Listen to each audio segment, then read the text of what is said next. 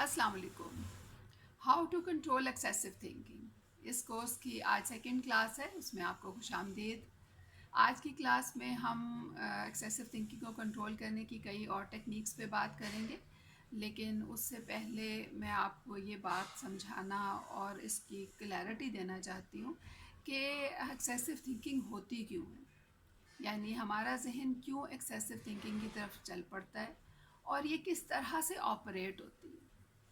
इसका रीज़न ये होता है कि हमारी हिस्सें जो होती हैं, यानी हम देखते हैं, सुनते हैं, बोलते हैं, हम सूंघते हैं, हमारी टच की हिस्स होती है, इन सारी हिस्सों से हम मुख्तलिफ इंफॉर्मेशंस जो हैं वो अपने दिमाग में रजिस्टर कर रहे होते हैं।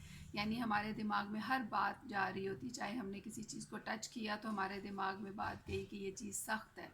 इसी तरह से हमने कोई आवाज़ सुनी तो उस आवाज़ में एक तो उसके मानी होंगे कि उसमें क्या कहा गया, दूसरा उसकी आवाज़ कितनी तेज़ थी, किस तरह की थी, हर तरह की इंफॉर्मेशन हमारे दिमाग में रजिस्टर हो रही होती है। इसमें से वो इंफॉर्मेशन जो कि हमें प्रॉब्लम नहीं देती या हमारी इमोशंस को अफेक्ट नहीं करती, वो इंफॉर्मेशन जो है वो आहिस्ता आहिस्ता ख़त्म हो जाती है, इसलिए कि हम उसको ज़्यादा टाइम नहीं देते, यानी हम उसको ज़्यादा सोचते नहीं हैं।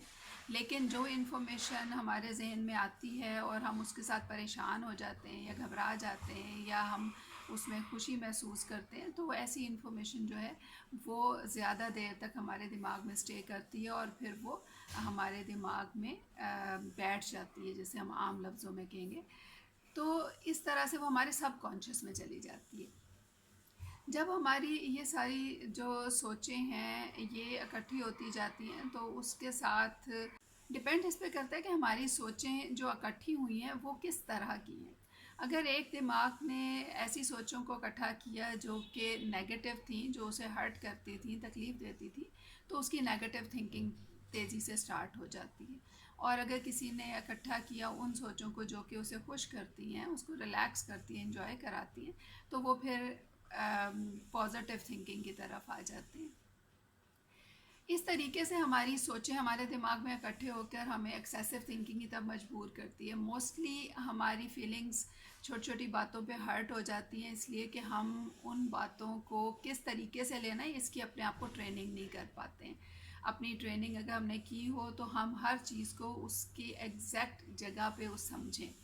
तो वो ट्रेनिंग हम इस कोर्स में करेंगे, लेकिन उससे पहले आपने ये बात ने आप अपने आप को बिल्कुल क्लियर करनी है कि एक्सेसिव थिंकिंग जो है इसको कंट्रोल करने के लिए आपने इस बात को समझना है कि जिस तरह से कोई इन्फॉर्मेशन जितनी ज़्यादा देर तक रहती है और जितना इमोशंस को अफेक्ट करती है, उतनी ही वो नेगेटिव थिंकिंग और एक्सेसिव थिंकिंग की तरफ लेकर जाती है। तो इसको ख़त्म करने के लिए हमने उस इन्फॉर्मेशन को जो कि नेगेटिव हो, जो कि तकलीफ़ देने वाली हो, उसको कम से कम टाइम के लिए अपने दिमाग में रखना होता है।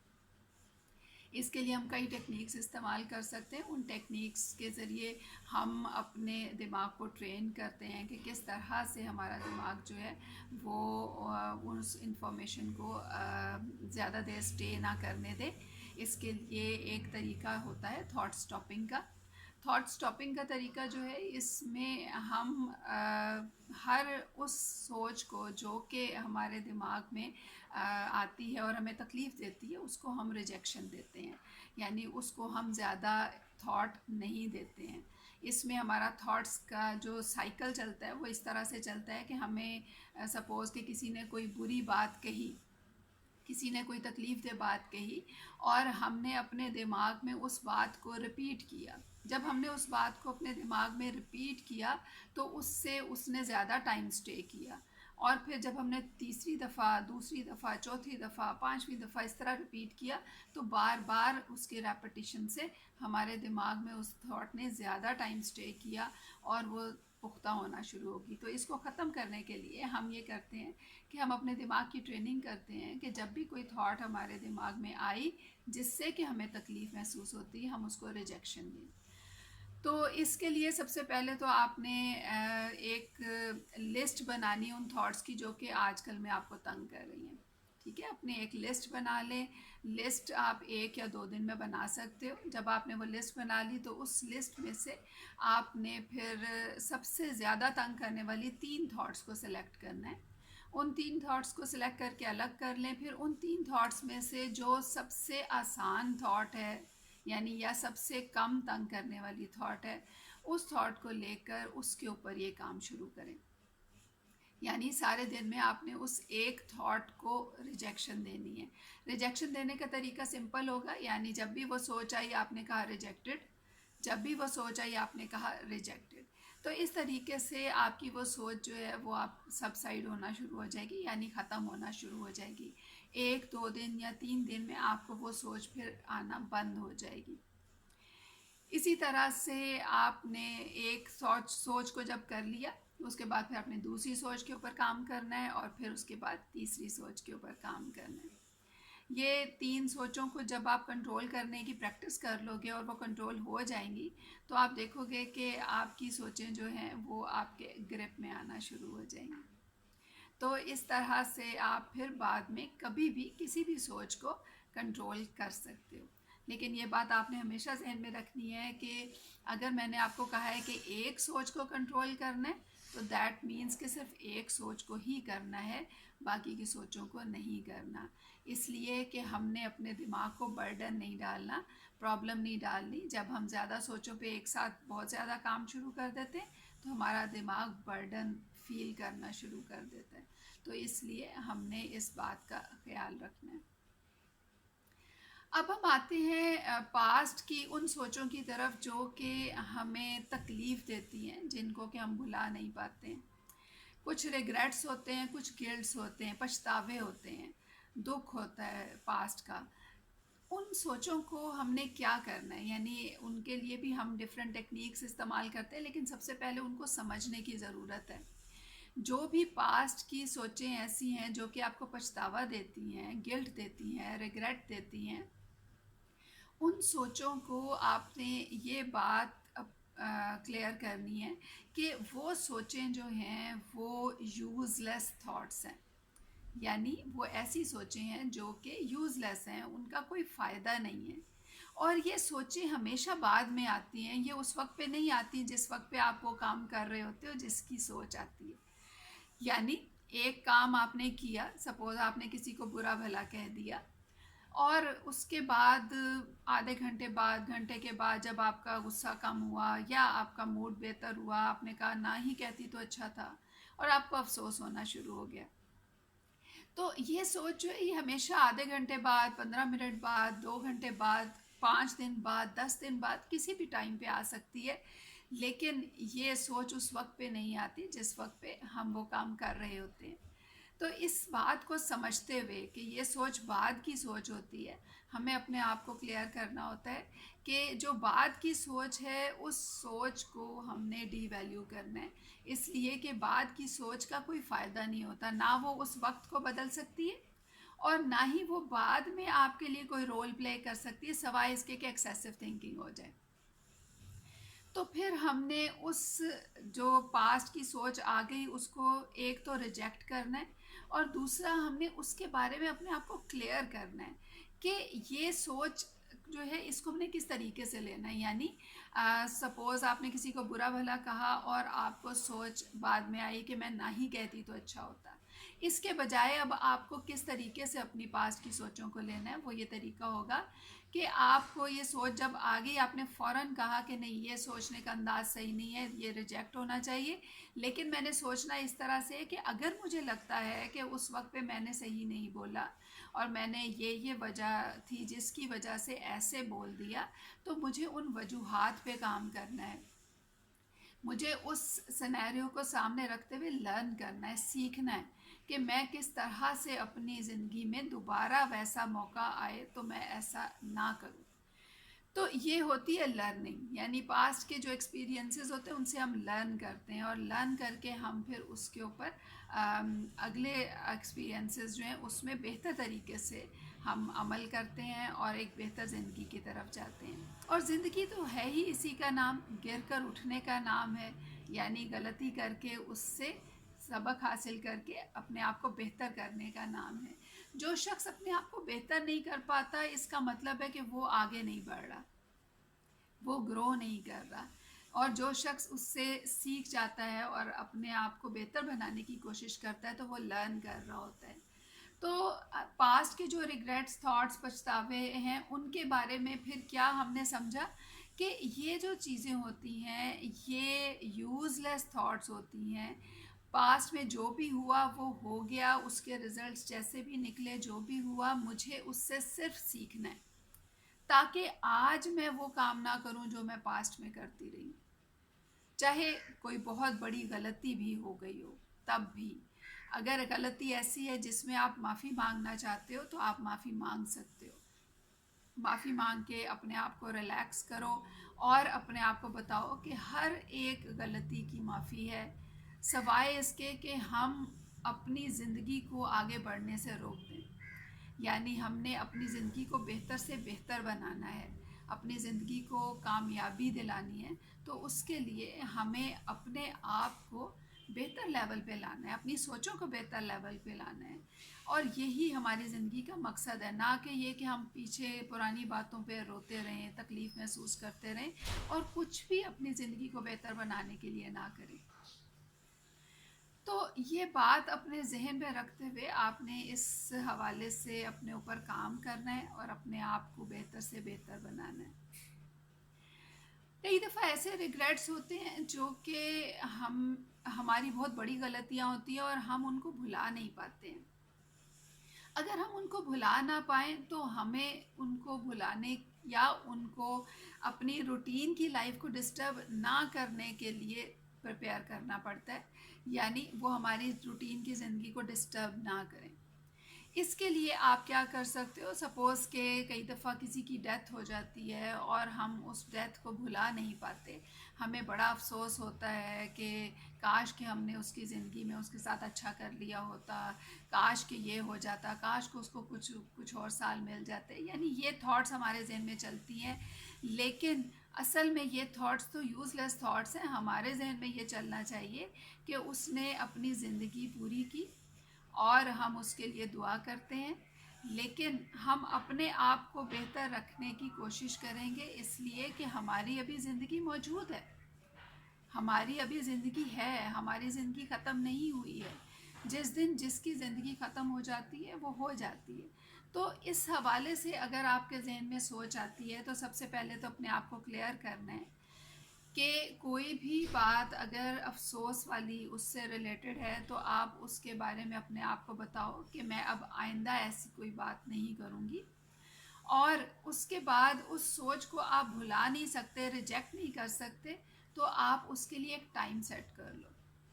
जैसे कि हर वीकेंड पे मैं उसके हवाले से अपने आप को पॉजिटिव थॉट्स दूंगी और अपने आप को बताऊंगी कि मैंने उसके साथ जो ज़िंदगी थी उसमें बहुत कुछ सीखा, उस शख्स से बहुत कुछ सीखा और उस शख्स ने बहुत अच्छी ज़िंदगी गुजारी, या जो भी आप उसके बारे में कहना चाहो। और अपने आप को बताओ कि मुझे इस चीज़ का यकीनन अफसोस है, लेकिन मैं अब अपनी ज़िंदगी में आगे इस हवाले से अपने आप को बेहतर से बेहतर बनाऊंगी। ये उन लोगों के लिए बात है जो कि कोई ऐसी गलती कर चुके होते हैं जिस पे कि वो यानी उसका हल भी नहीं निकाल सकते और उसके ऊपर उनके रिग्रेट्स उन्हें छोड़ नहीं रहे होते। तो वो उसको वीकेंड पे सेट कर देते हैं। फिर सारे दिन में जब भी वो सोच आई, आपने कहा अच्छा वीकेंड पे मैं सोचूंगी, जब भी सोच आई आपने कहा वीकेंड पे सोचूंगी। तो ये जो वीकेंड पे सोचने की तरीका है, इस तरीके से आप अपनी उस सोच को कंट्रोल में ले आते हो और वो सोच डेली रूटीन में आपको तंग नहीं करती है। इसी तरह से एक और तरह की सोचें होती हैं जो कि पास से रिलेटेड हैं, जो हमें तंग करती हैं। वो होती हैं कि मैंने अपनी ज़िंदगी को ज़ाया कर दिया, यानी मैं बहुत कुछ कर सकती थी, मैंने टाइम वेस्ट कर दिया, मैंने ये कर दिया, मैंने वो कर दिया।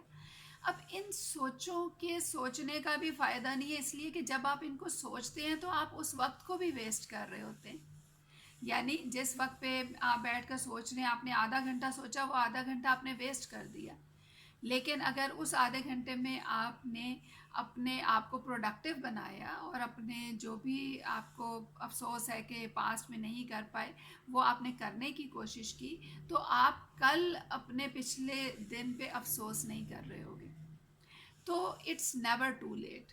यानी आप जिस दिन इस चीज़ का एहसास कर लो कि मैंने अपनी ज़िंदगी को जो कुछ भी किया, लेकिन आज से मैं अपनी ज़िंदगी पे कंट्रोल डेवलप कर रही हूँ और मैं अपनी ज़िंदगी में बेहतर से बेहतर काम करने की कोशिश करूँगी, तो आप फिर ये कर सकते। और फिर उसके बाद क्या करना है? उसके बाद ये करना है कि पास्ट की थॉट को रिजेक्शन, और उसके साथ जो प्रेजेंट में आप कर सकते हो आपने उस पर फोकस किया। डेली रूटीन में रोज़ आज के दिन में मैं क्या कर सकती हूँ, मैंने उस पर फोकस करना है। ये फोकस जो है ये आपका बार बार आपको अपना फोकस इस तरह से करना पड़ेगा, लेकिन आहिस्ता आहिस्ता डेवलप हो जाएगा। तो उसके बाद फिर आप देखोगे कि आपकी सोच जब भी कोई आएगी कि मैंने ये नहीं किया, तो आप फ़ौरन कहोगे okay I will do this now, अब मैं करती हूँ। तो इस तरह से आप अपने ऊपर कंट्रोल डेवलप करना शुरू हो जाते हो। तो इस तरह से जब आप कंट्रोल डेवलप करोगे तो आपकी वो जो पास्ट में कुछ ना कर सकने की वाली ख्वाहिश, जो अफसोस है, वो आपका जो है ख़त्म होना शुरू हो जाएगा। और आपकी पास्ट रीसेंट पास्ट जो है वो सब आपको इत्मीनान देगी, इसलिए कि आप रीसेंट पास्ट में सब कुछ कर रहे होगे। जैसे कि पिछले एक हफ्ते में अगर मैं सब कुछ करती रही हूँ, तो मुझे ये अफसोस नहीं होगा कि मैंने पिछले महीने वो काम नहीं किया। मुझे ये खुशी होगी कि पिछले एक हफ्ते से मैं हर काम कर रही हूँ जो कि मैं करना चाहती थी। तो ये तरीका जो है ये एक बेहतरीन तरीका होता है अपनी पास्ट की थॉट्स को ग्रिप करने का और उनसे बाहर निकलने का। मैंने लास्ट जो वीडियो थी उसमें भी आपको बताया था कि बेहतरीन ज़िंदगी वो होती है जो प्रेजेंट में होती है। यानी जब आप आज में ज़िंदा रहते हैं तो वो ज़िंदगी होती है जो कि बेहतरीन ज़िंदगी होती है।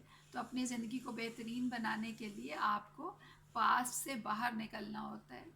पास्ट अच्छा हो या बुरा हो, जैसा भी हो, उससे बाहर निकलने के लिए आप टेक्निक्स अपनाते हो, प्रैक्टिस करते हो। आहिस्ता आहिस्ता उस प्रैक्टिस के आप आदी हो जाते हो। फिर जैसे ही आदी हो जाते हो फिर हम उस प्रैक्टिस को ख़त्म करते हैं। लास्ट जो हमारी क्लास होगी उसमें मैं आपको ये तरीका बताऊंगी कि किस तरीके से हम इन सारे टेक्निक्स को ख़त्म कर सकते हैं। लेकिन ख़त्म करने के लिए हमें कम से कम 2 महीने 3 महीने इनकी प्रैक्टिस करनी होती है, उसके बाद ख़त्म करना होता है, ताकि हम नॉर्मल रूटीन के ऊपर आ जाएं। कई दफ़ा हम पास्ट की थॉट्स जो हैं उनको पूरी कहानी की तरह रिपीट कर रहे होते हैं। यानी पास्ट की पूरी स्टोरीज चल रही होती हैं, उसने मुझे ये कहा, मैंने उसे ये कहा, उसने ऐसे किया वैसे किया, ये हुआ वो हुआ। ये जो थॉट्स होती हैं ये भी हमारी आदत बन गई होती है। यानी हमें अनकॉन्शियसली आदत पड़ चुकी होती है कि हम इस तरह से अपनी थॉट्स को बार बार सोचे जाते हैं और पूरी कहानी बुनते हैं। कई लोग फैंटेसाइज करना शुरू हो जाते हैं, यानी वो कहानियों में अपने आप को फिट करके उसमें स्टोरीज़ बनाना शुरू हो जाते हैं। ये सब कुछ जो है इसमें जो प्रॉब्लम है वो ये है कि एक तो पास्ट की तकलीफ़ें अगर थॉट्स हैं तो वो आपको टेंशन देंगी, और अगर आप फैंटेसाइज कर रहे हो तो उसमें आपका टाइम ज़ाया हो रहा है, आप हकीकत से हट रहे हो। तो आज की इस वीडियो में हमने बात की है पास्ट की सोचों को कंट्रोल करने के हवाले से, रिग्रेट्स के हवाले से, पछतावों के हवाले से, और पास्ट की थॉट्स जो रेपिटिशन उनकी होती है और उसको कैसे कंट्रोल कर सकते हैं, और फैंटेसाइज जब हम करते हैं तो उस पर कैसे ग्रिप कर सकते हैं। अब इसके बाद जो है अगली हमारी जो वीडियो होगी उसमें हम सोचने के गलत अंदाज जो होते हैं उनके बारे में बात करेंगे। सोचने के गलत अंदाज का मतलब ये है कि हम कई दफ़ा अपनी सोचों को गलत तरीके से सोच रहे होते हैं। जैसे कि एक छोटी सी मैं मिसाल आपको देती हूँ, लेकिन नेक्स्ट जो हमारी वीडियो होगी उसमें हम इस पर डिटेल में बात करेंगे। जैसे कि आप कोई भी प्रॉब्लम आई, कुछ भी हुआ, तो दूसरे के ऊपर ब्लेम डालना शुरू हो जाते हैं कि भाई उसकी वजह से ये हुआ, उसकी वजह से ये आदत बन जाती है हमारी। तो ये सोचने का अंदाज़ अगर किसी के ऊपर हावी है, वो हर बात पे दूसरों पे ब्लेम डालता है, तो दैट मीन्स कि ये उसका सोचने का गलत अंदाज़ है। तो हम इसके ऊपर अगले जो वीडियो होगी उसमें बात करेंगे। और तब तक आप लोगों ने ये जितनी मैंने आपको टेक्निक्स बताई हैं इनके ऊपर प्रैक्टिस करनी है, और इनके हवाले से आपने मुझे बताना है कि आपने कैसा पाया इन्हें और कितना आप बेहतर फील कर रहे हो, इनमें से कौन सी टेक्निक आपको ज़्यादा इफ़ेक्टिव लगी। और इसके साथ ही मुझे इजाज़त दीजिए। अल्लाह हाफ़िज़।